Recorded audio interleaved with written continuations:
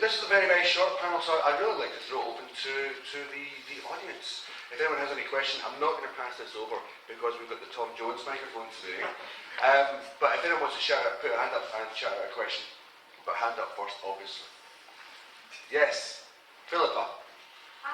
Great panel. I was in South Korea just before Christmas, where everybody is absolutely passionately thinking about and preparing for the fourth industrial revolution. And they think it's round the corner.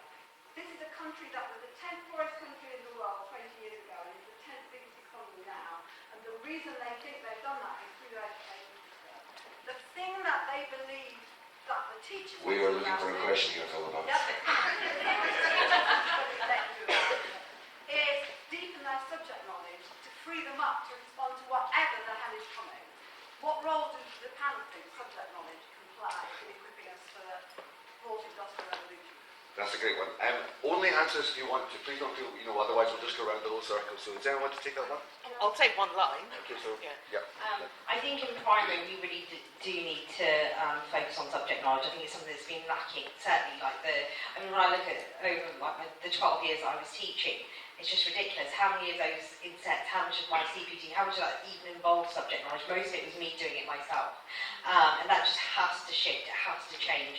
We have to be able to have that confidence to go back into those classrooms and to teach, and to be able to refer to not just blogs and things like that, but within the schools themselves, know who to go to, and I think that needs to be developed. Or it's been developed in some mats, but the concern is really those schools that are by themselves.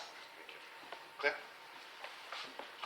I was just going to say something, yes, yes, very important, and it's absolutely what we should be doing. It's that prophylactic, against ignorance, but for the future, that's what we need. Front load it, put it in. Prophylactic against ignorance. That's the principle. Thank you very much.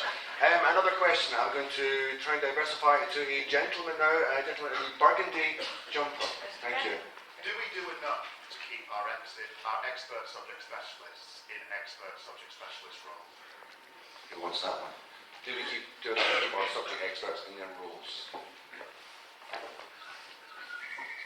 No.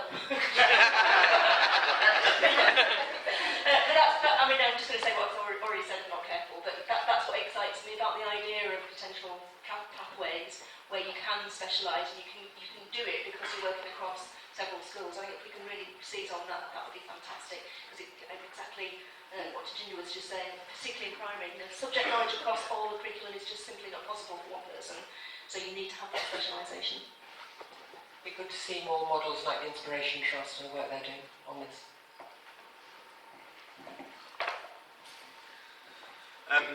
My answer would also be no, but I think the answer to it is not new pathways, new structures or things in maths. It's just don't drive out the people that are already in teaching. I mean, retention is this huge issue, and if you go into a school where most of the staff have been there 10 years, the level of expertise that's easily accessible informally can be incredible.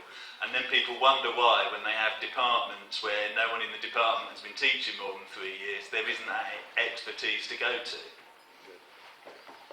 Okay. Thank you very much. Perhaps the back. Thank you. Is that Joe? Am I allowed to make a contribution to your question? Does it have to be a question? It has to be a question at this point. Okay, so the question I'm afraid it might be there. Just raise your voice at the end. What do the panel think? How worried are you about David's point about AR? Because I sat on a round table recently, at which I was the only person who was not a technologist, and these were experts in AI. I cannot tell you how frightening it is. Pearson are just about to launch a virtual Spanish A-level. It is, in my view, I was driven out of teaching, but I left teaching because I saw technology as a single influence. To me, it still is. And I don't see it slowing. Okay. That's how worried I am. Okay, so how scared are we? Is that the question? I'm very scared. So has Skynet become aware? Who wants to take that one? David, are you scared? Are you really scared? I'm scared of my own point.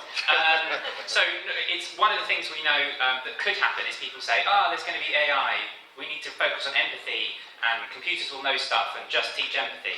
And that would just generally be a disaster, wouldn't it? A whole bunch of people who can empathise knowing nothing would be awful. So essentially, we kind of, to stay ahead of this a little bit, we've got to really focus on interpersonal skills, because that is going to be harder, although not impossible for AI. We've got to make sure people are much more adaptable. Also, clearly, we've got to do a lot more for adult education. It's clearly not going to be possible to stay ahead of this by just teaching children something now, and then assume that at 18 or 22, whatever, they can just carry on. We've got to focus much more on adult education, allow people to keep retraining.